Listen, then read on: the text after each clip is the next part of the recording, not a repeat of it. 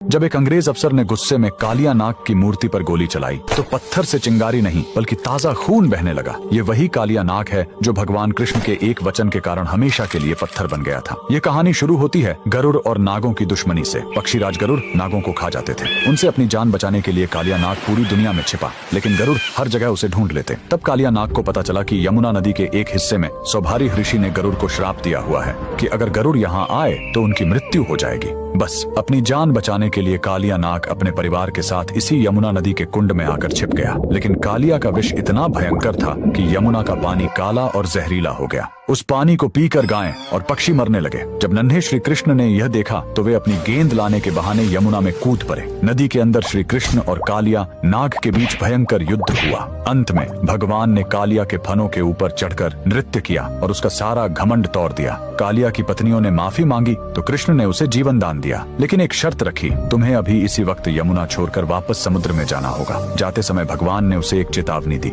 जाते समय पीछे मुड़कर मत देखना, वरना जहाँ देखोगे वहीं पत्थर के हो जाओगे। कालिया नाग अपने परिवार के साथ निकल पड़ा, लेकिन जैसे ही वह ब्रज की सीमा पर स्थित जैत गांव के पास पहुंचा, उसके मन में एक बार फिर वृंदावन को देखने का मोह जाग उठा। उसने सोचा एक आखिरी बार देख लूं, और जैसे ही उसने पीछे मुड़कर देखा, श्री कृष्ण के वचन अनुसार वह तुरंत वहीं पत्थर की मूर्ति में बदल गया। कहा जाता है कि उसकी पूंछ आज भी जैत गांव के जमीन के नीचे से लेकर वृंदावन तक फैली हुई है। सदियों बाद जब भारत में अंग्रेजों का राज्य आया तो उन्हें इस कहानी पर विश्वास नहीं हुआ। सच्चाई जानने के लिए एक अंग्रेज अफसर ने मूर्ति के आसपास खुदाई शुरू करवाई, लेकिन खुदाई का कोई अंत ही नहीं मिल रहा था। झल्लाहट और गुस्से में आकर उस अफसर ने अपनी बंदूक निकाली और कालिया नाग की पत्थर की मूर्ति पर गोली चला दी। तभी पत्थर के उस घाव से खून की धारा फूट पड़ी। ये चमत्कार देखकर अंग्रेजों की रूह कांप गई और वे वहां से दुम दबाकर भाग खड़े हुए। आज भी जैत गांव में वह मूर्ति मौजूद है। कमेंट्स में जय श्री कृष्णा जरूर लिखें।